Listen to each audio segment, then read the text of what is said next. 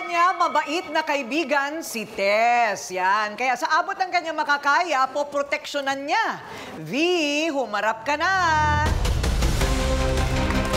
Kapal ang mukha mo, no? Kapal ang mukha mo.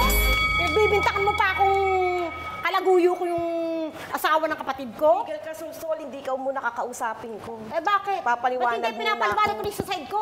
Nakita Tumigil mo lang ka. nandun yung ano, yung Tignan mo yung ganda asawa ng kapatid niya. mo sa Ay, ganda nako, mo. mas maganda ako dyan. Hindi ako magpapatalo. Kasi ako marami ako naging asawa, siya isa lang. Ako marami naging asawa. Eh, mga asawang Paramihan na ng asawa. Yung pala yung basihan. O, diba? Okay, V, ano naman ang iyong bersyon? Bali, ito po kasi si Tess, matagal ko na po itong kaibigan. Kumbaga parang tinuring ko ng kapatid.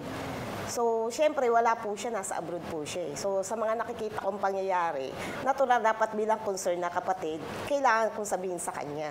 So, nakukwento ko na madalas kong makita talaga yung asawa niya sa bahay nila. Imagine mo, pagpasok ko, pagpunta ko sa trabaho, o kaya may pupuntahan akong malapit sa kanila na kaibigan ko. Ganun Plus, lang. pag uwi ko, andun pa rin yung asawa Ganun lang niya. nakita mo, Sabi ko nga, ano to? pinag-anuhan mo na Anong ako, meron? pinilalaan mo Anong na. meron? Bakit Akala lang mo mo naman nandun yung papatulan ko asawa yung niya? asawa ng kapatid Tapos ko. ano Diyos ko, pa? ang tsura niyan. Yung hindi ba ako nagtatrabaho yung asawa nilagay ng nito? basura? Bakit ano? Aminin niyo na kasi. Kaya nga at least kinikwento ko sa Aminin kanya ko, ano bilang aminin ano. ko? Diyos Mario, Para at least may alam po siya.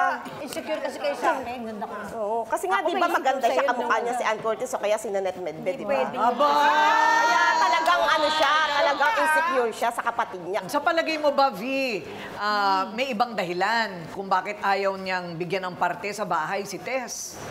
Ano siguro kasi nga, yung ano po, yung ayaw niya bigyan ng parte kasi nga para hindi sila mabuking. Kaya siguro ganon. ayaw niyang bigyan Ganun ng na, guys? Kasi siyempre pagka nandun na sila, makikita yung mahala tayo. Ka naman, ako pala man ang mukha mo mag-ano sa akin. Pero wala namang ganun ano, ba yun? pero wala ka namang naisumbong na, oy, nakita ko naghalikan, o doon nag-overnight, o doon Kasi po nasa trabaho po ako kumbaga hindi ko na napapansin yung mag-gawa. Siyempre, hindi kitang idimanda sa ginagawa mo na yan eh. Sinisira mo kami magkapatid.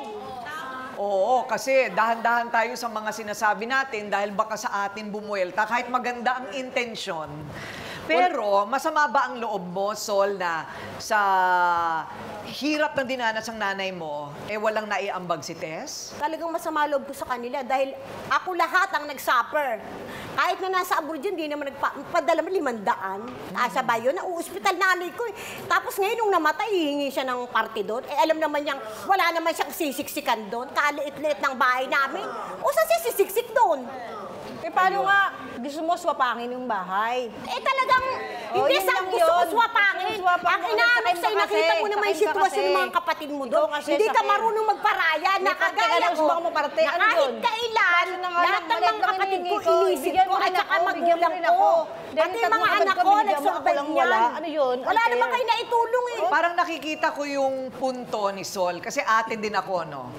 Pagka ganon, yung walang naitulong man lang, walang ano, tapos kakarampot, parang iisipin mo nga, ano ba nga ang ibibigay ko sa kapatid kong ito na hindi man lang tumulong ni Haniho sa amin. Pero iba ang sinasabi rin ng batas, ha? Kumbaga, naiintindihan kita. Pero baka iba ang sinasabi ng batas. Okay, bago ang batas, siya naman ang magpapatunay na si Sol ang nagsakripisyo para sa kanyang nanay. At magsasabing wala raw karapatan si Tess sa mana. Christy, humarap ka na. Matagal mo nang kilala si Sol.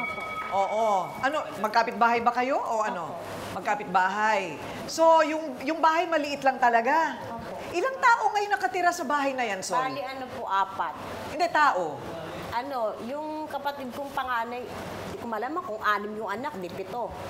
Sus Isang Maria bahay. Josep. Oh. Yung isa naman, 4 yung anak, tsaka 2 sila magsawa, di 6. Oh. Yung isang 14 bahay, na. yung isang Tapos? bahay naman, bali ang anak niya 5. Kaya lang yung 2 nag-asawa na, nagbukod na, 3 na lang, tsaka yung asawa na naman yung kapatid O, ko. sabi mo ng 20. Tapos yung kwarto ng nanay ko, pinagawa na ng anak ko yun. Dahil nung pinagawa nung kapatid ko yung kapraso, ginawa ng anak ko, naawa naman sa kwarto na. May sentimental value kasi yun. Ang ginawa ng anak ko, pinagawa niya rin. Ba't di sila nag-angalan? Kung Kung kailan na pagawa Paano na, ako akala sa ibang bansa sila ako? nanghihingi ng Wala ano. nga ako dun eh. Ano Tingnan ka mo ba? naman yung sitwasyon. Doon ka ba nakatira Ma'am Karina. ngayon? Ako po. Sa kabila po, dahil pinaubayo ko muna sa anak ko dahil katwiran ko naman, meron naman ako tinitiran. Yung anak ko, dahil siya naman ang talagang nag-ano sa magulang namin. Dahil kasi palaki yun ng nanay ko. Kumbaga yun ang kapalit ko. Kung sakali, ito lang kung sakali na pumayag si Sol, magbabayad si Tess ng parte niya, titira ka ba doon? Opo, titira ako. Kasi siyempre doon ako pinanganak eh. Kaya lang naman ako nawala dahil pinalayas nga ako eh. Siyempre, kung hindi man ako papalayas, hindi man ako Nakakatawa hahabol ka. doon. Saan ka nga titira doon? Ang lilit-lit Oo, ng talaga. espaso, Talaga, ma'am. mabuhay na Ito, yung gawa ng ito, paraan isipin mo, yun bibigay mo sa anak mo? Pwede bang lagyan ng second floor yun? Pwede po. Kasi Oo. nga, Pwede naman po. nabalitaan niya kasi magpapagawa yung bunso namin. Ayaw niya pumayag kasi anak niya nakatira doon sa taas. Ano yung kuweba? Pupunta na lang sa taas, so walang improvement.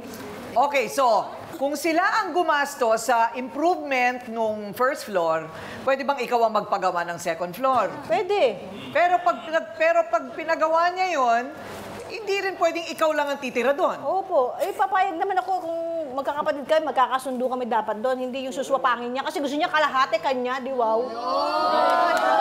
Eh, bakit hindi ko ang kaming kalahati? Halos ako lahat sakripisyo lahat. Talaga lang. Pati sarili ko, Siyempre, nagsakripisyo. sa panahon na Hanggang sa ikaw meron, huli ang kami wala. hininga ng Kasi nanay mga bata natin. pa kami. Kami pa rin ang nagsakripisyo. O, teka muna. O, eto na, ha?